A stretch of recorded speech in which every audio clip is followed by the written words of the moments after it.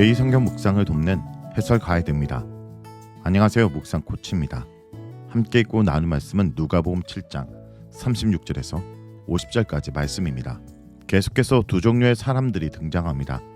일찍이 예수님은 세리 레이의 집 잔치에 참여하셔서 죄인과 의인을 나누셨습니다.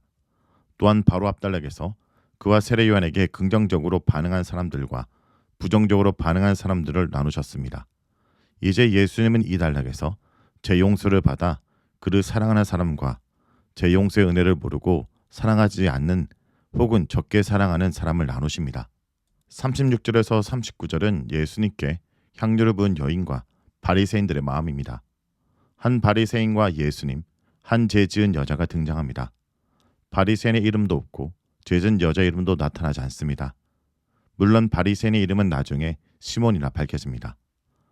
이 단락의 서두에는 한 바리새인이 예수님을 초대했고 한 죄 지은 여인이 등장해서 예수님께 향유를 부은 사건에만 초점을 맞춥니다. 죄 용서와 감사라는 주제를 강조하려는 의도인 것 같습니다. 바리새인들이 예수님을 왜 초대했는지 배경 설명은 없습니다. 예수님을 온전히 따르고 헌신했던 것은 아닌 것 같습니다. 그렇다고 악의를 가지고 의도적으로 접근할 가능성도 희박합니다. 예수님을 선생님으로 부르며 또 말씀을 듣고 있는 것으로 보아 악의를 가졌다 볼 수는 없습니다. 예수님에 관한 소식을 듣고 예수님이 누구신지 궁금해하지 않았을까 추측됩니다. 그렇다면 예수님은 왜 바리새인들의 초대에 응하셨을까요? 누가복음은 바리새인들의 초대에 응하시는 예수님의 모습을 그 구절 외 다른 구절에서도 묘사합니다. 또한 예수님은 다른 식사 초대에도 응하십니다. 레이의 잔치에도 참여하시고 마르다 집에도 가시고 삭개오 집에서 하는 식사 교제는 먼저 얘기를 꺼내십니다. 누가복음이 사회적 약자와 소외된 자에 대한 예수님의 배경을 강조하지만 실제로 예수님은 모든 사람과 교제하시고 그들에게 하나님 말씀을 전하십니다. 사람들이 죄인으로 아는 한 여자가 예수님의 발에 향유를 붓고 머리털로 발을 닦고 그 발에 이불을 받춥니다. 이런 당황스러운 상황을 예수님은 피하지 않으십니다. 눈물 흘리며 자기 발을 닦는 여인의 심정을 아시는 듯합니다. 이 여인의 이러한 행동은 감사의 표현이기 때문입니다. 자신의 죄가 용서받은 것에 대한 감사의 표현으로 이 여인은 매우 이례적이지만 감동적 모습을 보이고 있습니다. 그러나 이를 알지 못하는 바리새인은 마음속으로 예수님을 의심합니다. 죄를 지은 부정한 여인이 자기에게 접촉하는 것을 예수님이 가만히 놔두고 계시기 때문입니다. 예수님이 구약의 정결 예법을 무시하거나 아니면 이 여인이 부정하다는 사실을 모른다고 생각했습니다. 바리새인은 예수님이 부정한 것을 거룩하게 만드시는 분인지 몰랐습니다. 부정한 사람의 영향을 받는 것이 아니라 오히려 영향을 끼치는 분인 줄 몰랐습니다. 40절에서 43절은 죄 용서와 사랑에 대한 예수님의 비유와 질문입니다. 예수님은 바리새인의 생각을 꿰뚫어 보시고 마침내 그 이름을 부르십니다. 그리고 빚과 탕감을 예로 들어 예수님의 죄 용서를 설명하십니다. 각각 500데나리온과 50데나리온의 빚을 지은 사람들이 그 빚을 탕감받았을 경우 누가 더 감사하겠느냐라는 질문을 하십니다. 예수님은 시몬에게 질문하시고 그가 직접 판단하게 하십니다. 질문과 대답의 형식을 빌어 예수님이 왜 여인의 행동을 만류하지 않으셨는지 그 이유를 분명하게 설명하십니다. 여인의 행동의 정당성 그리고 시몬의 행동의 부적절성을 효과적으로 지적하십니다. 빚을 많이 탕감받은 사람이 더 많이 감사할 것이라는 일반적 이치를 가지고 예수님은 시몬에게 여인의 행동을 칭찬하십니다. 또한 그렇게 하지 않은 시몬을 책망하십니다. 많은 빚을 탕감받은 자가 많이 사랑하기 때문입니다. 44절에서 47절은 죄 용서와 사랑에 대한 예수님의 설명입니다. 예수님은 세 가지 면에서 여인의 행동과 시몬의 행동을 대조하십니다. 첫째, 발 씻는 측면에서 시몬은 어떤 물도 제공하지 않았지만 여인은 눈물로 예수님의 발을 씻고 머리털을 닦았습니다. 시몬은 예수님을 초대하였지만 한대를 한 것은 아니었습니다.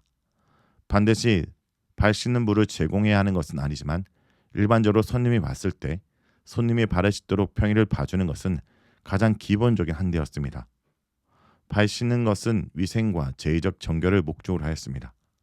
둘째, 시몬은 예수님과 입맞추진 않았지만 여인은 예수님의 발에 입을 맞췄습니다.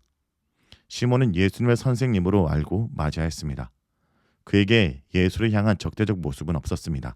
그러나 상호 호의와 평화를 상징하는 입맞춤은 하지 않았습니다.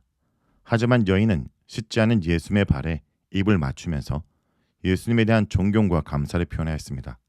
셋째, 감난유를 붓는 행위도 마찬가지입니다. 시몬은 예수님의 머리에 감난유를 붓지 아니하였지만 여인은 사랑과 존경의 마음을 담아 예수님의 발에 향유를 부었습니다. 예수님은 그녀가 한 행동의 동기를 제3에서 찾으십니다. 그녀가 제 용서를 받는 것이 많기 때문에 많은 감사를 나타낸다고 하십니다. 부정한 여인과 접촉하는 예수님을 비판적 시각으로 보고 있는 시몬에게 예수님은 오히려 그의 죄를 지적하십니다. 시몬이 예수님을 적극적으로 한대하지 않고 적극적으로 감사를 표현하지 않는 이유는 그가 예수님이 주시는 죄 용서의 은혜를 모르고 있기 때문입니다. 예수님은 시몬에게 적게 사랑한다고 하셨지만 문맥상 볼 때 시몬은 예수님의 죄 용서의 은혜를 모르는 것 같습니다. 반면에 여인은 죄 용서의 은혜를 깊이 체험하였으므로 예수님을 향한 적극적 감사 표시를 합니다. 48절에서 50절은 예수님의 죄 용서 선언과 사람들의 반응입니다. 예수님은 여자에게 내 제3을 받았느냐 하셨습니다. 예수님은 신적 수동태를 사용하여 여인의 죄가 용서되었음을 선언하십니다. 예수님이 하나님을 대신하여 죄 용서를 선언하신 분으로 자신을 나타내셨다 볼 수 있습니다. 또한 예수님은 완료형 동사로 사용하여 여인의 죄가 이미 용서되었음을 말씀하십니다. 이는 여인의 적극적 행동이 죄 용서를 가져온 것이 아니라는 뜻입니다. 여인의 선한 행위가 예수님으로 하여금 그녀의 죄를 용서하도록 한 것이 아닙니다. 여인의 행동이 죄 용서의 근거가 아니라는 말입니다. 본문은 말하지 않지만 예수님은 이미 예수님의 은혜의 복음을 통한 용서를 경험한 것으로 보입니다. 따라서 여인의 적극적인 감사 행동은 그녀가 죄 용서를 받았다는 것을 증명합니다. 여인의 선한 행위는 그녀가 받은 구원을 증명한 것입니다. 바리새인들은 예수님의 죄 용서 선언을 이상하게 생각합니다. 아마도 큰 충격을 받았을 것입니다. 그리고 예수님이 누구신지에 대해 그들 마음속에 의문이 일어났습니다. 누가복음에서 죄 용서를 선하시는 예수님의 모습은 이미 5장 20절에 등장합니다. 누가는 이미 예수님의 신적 권위를 소개하였습니다. 이제 이 구절에서는 7장 전체에 관련하여 예수님은 죄와 부정에 물든 분이 아니라 오히려 죄를 정결케 하고 거룩해야 한다는 것을 나타냅니다. 예수님은 여인의 믿음을 칭찬하시며 평안히 가라 하십니다. 예수님은 분명히 그녀가 믿음으로 죄 용서를 받았다 하십니다. 그녀의 사랑, 즉 그녀의 감사하는 행동이 구원을 가져온 것이 아니라 믿음으로 구원을 받았다 하십니다. 그리고 평안히 가라고 말씀하십니다. 죄 용서받은 여인은 구원을 받은 자이고 결국 평화를 가진 자로 묘사됩니다. 예수님은 죄 용서, 구원, 평화를 주신 분으로 묘사됩니다. 오늘 우리의 신앙을 돌아보기 원합니다. 혹시 우리는 시몬처럼 예수님을 형식적으로 대하고 있지는 않습니까? 아니면 여인처럼 예수님 앞에 나와 우리의 죄를 고백하며 사랑으로 반응하고 있습니까? 예수님께 받은 은혜를 기억하며 더 깊은 사랑과 헌신으로 살아가길 바랍니다. 말씀을 놓고 기도하겠습니다. 주님, 우리는 모두 죄인이며 주님의 용서가 필요합니다. 때로는 바리새인 시몬처럼 우리 자신의 의를 의지하며 주님의 은혜를 잊고 살았습니다. 그러나 주님, 우리에게 자비를 베풀어 주시고 우리의 죄를 용서해 주옵소서. 오늘 우리가 용서받은 여인처럼 주님 앞에 겸손히 나아가게 하시고 우리의 삶이 주님을 향한 사랑으로 가득 차게 하여 주옵소서. 우리의 믿음을 새롭게 하시고 주님의 은혜를 감사함으로 살아가는 자가 되게 하여 주옵소서. 예수님의 이름으로 기도합니다.